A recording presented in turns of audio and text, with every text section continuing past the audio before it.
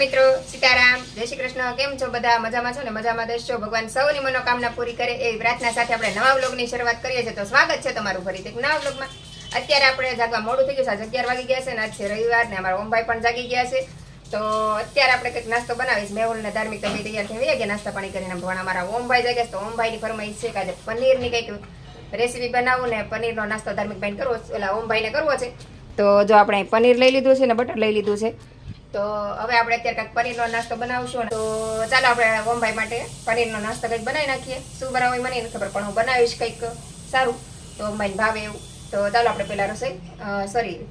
પહેલા નાસ્તો બનાવી લઈએ.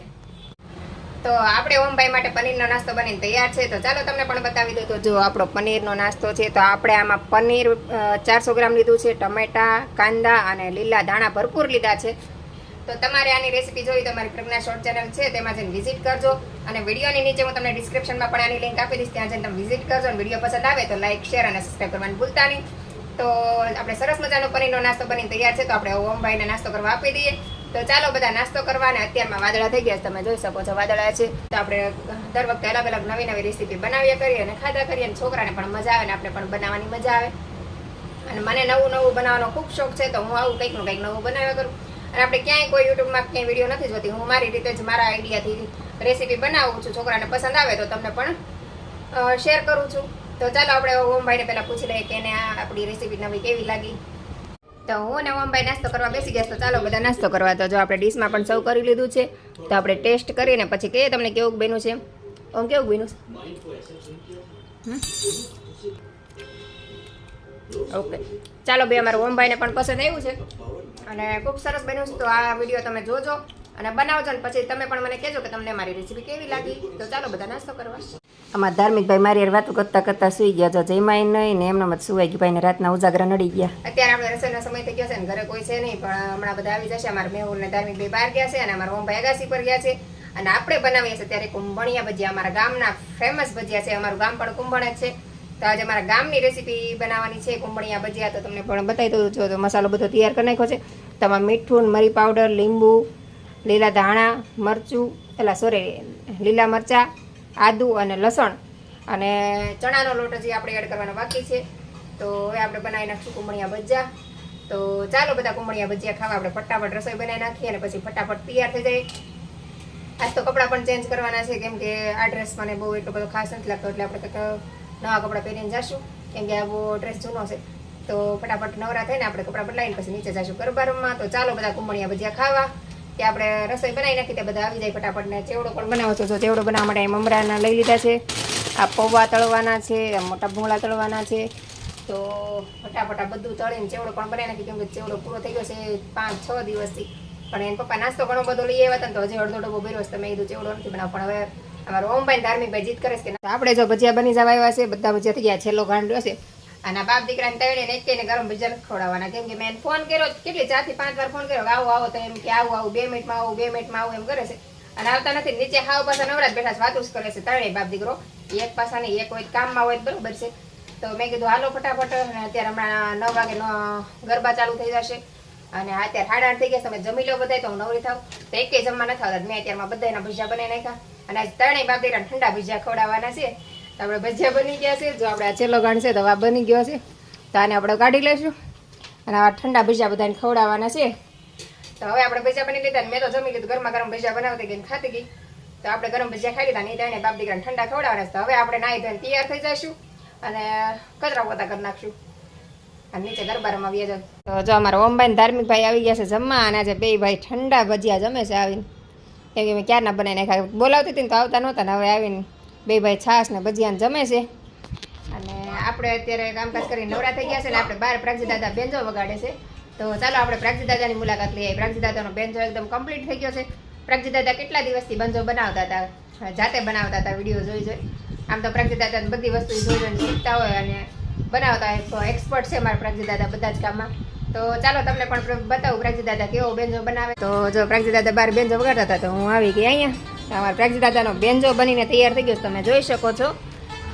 જો આમાં પ્રાગજી દાદાએ ઘરે બેન્જો બનાવ્યો છે હાથે. બધી જ વસ્તુ અલગ અલગ લાવ્યા અને લગભગ ઘણા ટાઈમથી બનાવતા હતા. કાકા અને મારા કાકા ધૂન વગાડે છે અત્યારે સરસ મજાની. જો આ બેન્જો એકદમ કમ્પ્લીટ થઈ ગયો છે આપણો.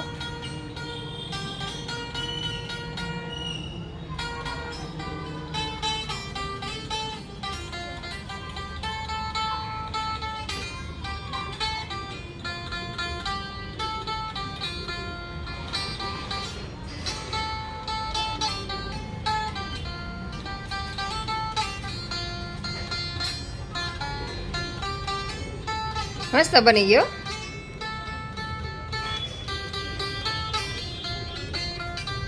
હા, પ્રાગજી દાદાને વગાડતાય સારું આવડે છે. બનાવતા તો સારું આવડે પણ વગાડતાય સારું આવડે છે.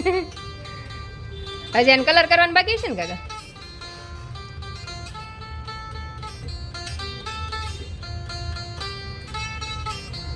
અમારા પ્રાગજી દાદા બધા કામમાં એક્સપર્ટ છે. કોઈ કામ અમારા પ્રાગજી દાદા ન આવડે એવું નથી. બધા જ કામ અમારા પ્રાગજી દાદા કલર.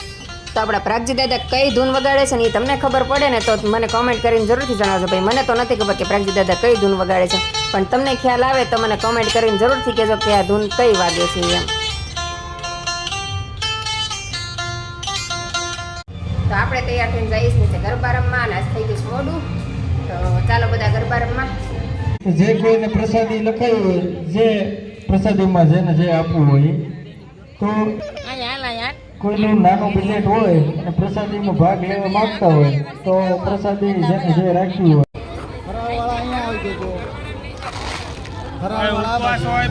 અત્યારે ઘણા ખરા નવરાત્રી રહેતા હોય એટલે આપણે સોસાયટીમાં ચેવડો અને પેંડાનો નાસ્તો રાખેલ છે. આજે આપણે નાસ્તામાં ચેવડો અને પેંડા છે.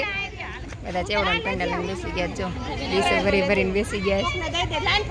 હા, વિભર બેન જો બધા ચેવડો પેંડા લઈને બેઠા છે. તો પછી વ્યવસ્થિત આવી જાય ને બધા.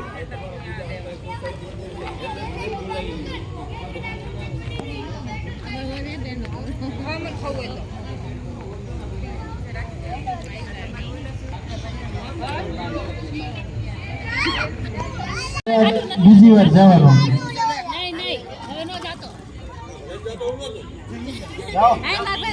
એના માટે જવાની છૂટ છે.